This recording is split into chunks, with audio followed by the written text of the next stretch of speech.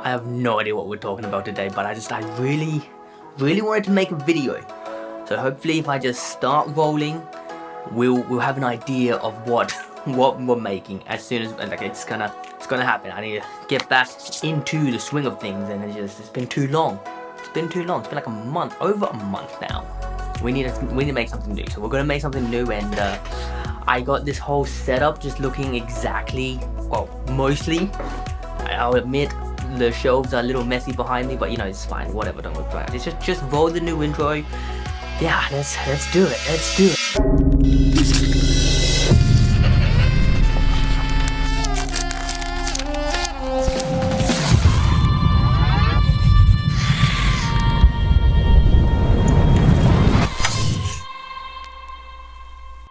Okay, welcome back to the channel, guys. Today we are talking about battery grips. Now, me personally, massive fan of the battery grip. If you don't know what I'm talking about, 1 second.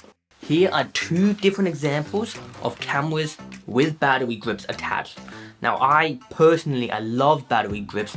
I know some people are not as big of a fan, but me, love it. Absolutely love it. And hopefully by the end of this video, you'll love it too. Maybe. we'll see. Alright, so this here is the battery grip itself.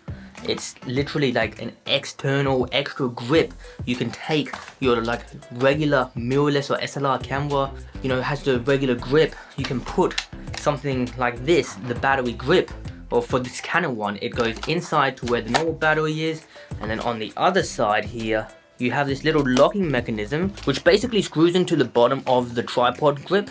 Tripod collar, tripod attachment. But don't worry, there you go, on the back you still have a tripod attachment, so you can still mount this on a tripod. In fact, I'm using it right now, the Canon R6. This R6 is sitting on a battery grip, or has a battery grip attached to it. One, just to add more battery. That's why it's called a battery grip. So, you open it up, bam. So as you can see, you can fit not just one, you can fit two batteries. Two batteries for twice the amount of power, twice the battery life. So that's the first, oops, don't drop that. So that's the first use case of a battery grip. It's for adding extra battery life to your camera. And as someone who's a hybrid shooter, shoots a lot of photos, shoots a lot of videos out and about, having a battery grip for me is like so invaluable because it expands the battery life of my camera. Now, the battery life on cameras I don't think is bad by any stretch of the imagination, but had I go out without the battery grip, if I go out with the R5, no battery grip attached, and just, you know, go out shooting for the day, I will find myself, of course, dying sooner, dying faster. I need to swap over the batteries sooner. I feel like I can get a whole day, 8 to 10 hours of photos and videos. Now again, that's like a really blanket term, like what's 8 and 10 hours? Well, it's just, I'm using it for 8 to 10 hours. Like, it's a mix of photos and videos. So that's really cool when I have a battery grip. When I don't have that, it's like, it's halved, essentially. I'm out for like 4 hours, maybe 5 hours, depending again, what I'm shooting, how I'm going. But I feel like I don't want to be having to do this.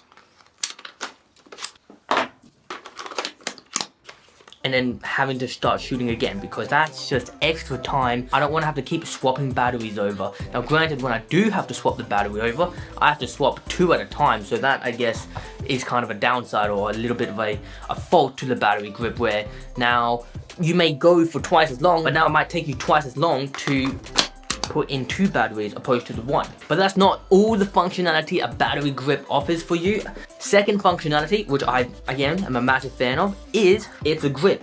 Right, so you're out and about, you're taking photos, you know, looking through the viewfinder, taking your shots, changing your settings, your dials all over, up in the top, corner, shoulder, taking your photos, sick, having a fun time, having a great time.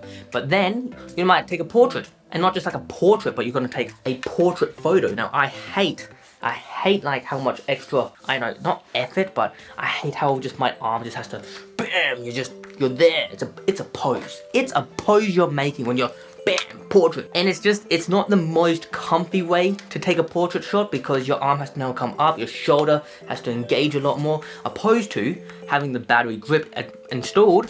You can hold it just like a normal camera, keep it all tucked in. You're way more stable, still stable there, taking your shots, doing your video, your Instagram videos now because everything's vertical. So it's great for portrait photos and great for Instagram reels, your TikToks. You're gonna get the verticality when you're filming. So you're filming in a vertical manner without having to strain your arm by reaching it up.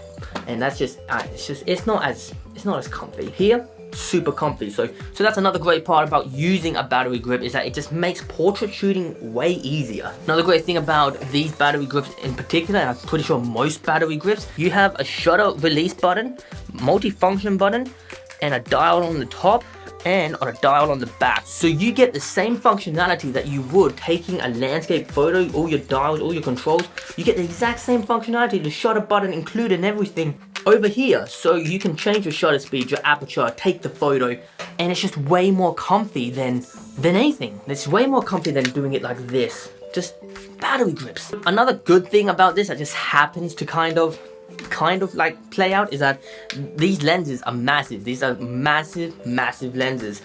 The battery grip kind of like rebalances the camera. So now that the camera body itself is a bit more fatter, a bit more heavier, rebalances the weight distribution of the camera to be more center of gravity is here instead of center of gravity is the lens. So center of gravity gets pulled back a bit because you've got that extra weight of the battery grip. So it's a small thing, but I do enjoy, I feel it in my soul. Final thing that I really do enjoy about the battery grip is that it's a small thing. It's the optics. You rock up to a shoot, you put out a camera that has the battery grip on it.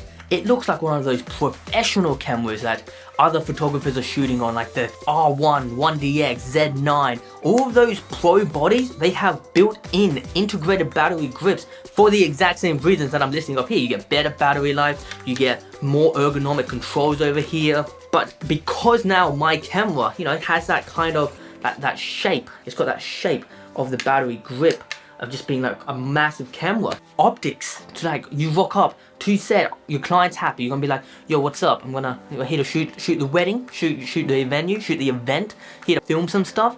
They see you pull out a camera that just looks massive, sizes and everything, but the optics, they help, I'll be honest. So those are some of the pros I like about having a battery grip. And again, I don't just have it for the one camera, I have it for a few cameras. I've got it for the R6, I've got it for the R. Alright, so let's talk about some downsides, because as much as I love a battery grip, there are some downsides, and one of them is the size. Like again, you saw how much bigger it made my camera. Like let's take Canon R5 and the original R. So the original R is actually a smaller camera than the R5 without the battery grip. But of course, once you put the battery grip on the R, it becomes a significantly bigger and heavier camera. And a lot of people just don't want to have to deal with that extra weight, extra size, especially when you're trying to fit it into certain camera bags. Some camera bags just, they don't accommodate cameras with the integrated grip or an external battery grip, as well as like your traditional more looking SLR mirrorless camera. Because a lot of these bags, they just don't fit them as well. Like for example, my Peter McKinnon everyday bag, it would not, no matter how hard you try, you could not fit a camera with a battery grip or integrated grip into that bag. It's not designed like that, it's too slim. The battery grip also costs a little bit more. Now, when we're talking about like $5,000 cameras, a $500 battery grip is only like 10% of the camera, but that's more money you have to spend on the battery grip, when you could just save like a little bit of time and have to swap out the batteries, take that extra time, swap out your batteries, instead of having to buy a whole extra component to your camera to then use 2 batteries at once, double the battery life. It's just more money. Some people just don't want to spend that coin, because again, $500 for an extra attachment to this $5,000 camera already, when the batteries themselves are like $180 now, Canon. What the hey? That's insane. I don't want to pay that much for batteries. So now I have to factor in the fact I want to get a battery grip. It's going to cost me even more money? Disgusting. So that's another kind of downside to using a battery grip, is that they just cost more inherently because you got to get an extra accessory. Final thing about the battery grip, and it's kind of niche. It only happens like sometimes, and it's when I'm wearing my camera harness, when I'm using 2 cameras at once, because there's, again, extra command dials and the shutter button hanging about on this camera with the grip attached. you can sometimes get accidental triggers. You can sometimes accidentally rotate a dial just by accident. Because wearing the harness and I have the two cameras swinging, sometimes they rub against your leg and you take a shot, you accidentally change your settings, and you don't want to do that when you're like working professionally. It's just kind of annoying. One thing I would say it does have is a lock. So I can actually lock that, and that way this has become pretty much useless. Like the shutter button wouldn't work, the dials won't work until you unlock it again, and then everything starts working again. So you can lock the grip once you're, you know, in the field, so you don't get those accidental triggers, but then I have to unlock it and it slows me down. So I guess you're damned if you do and you're damned if you don't.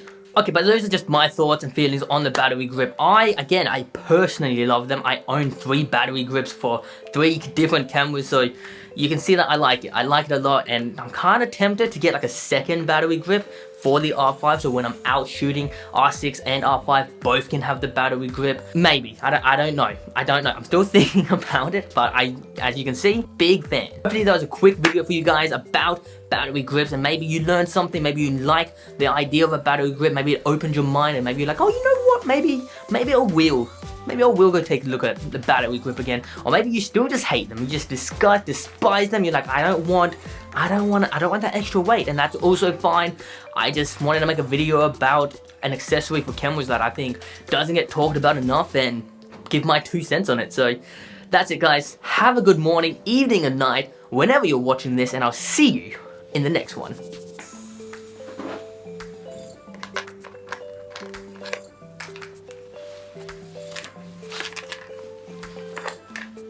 Like sometimes it just, you know, it just swings and accidentally, maybe it's like facing into you, and then you just accidentally knock the shutter button. Actually, I've got a photo.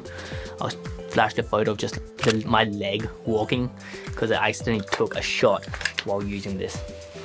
Also, this harness is also a really cool. I recommend these things if you ever do like weddings or events.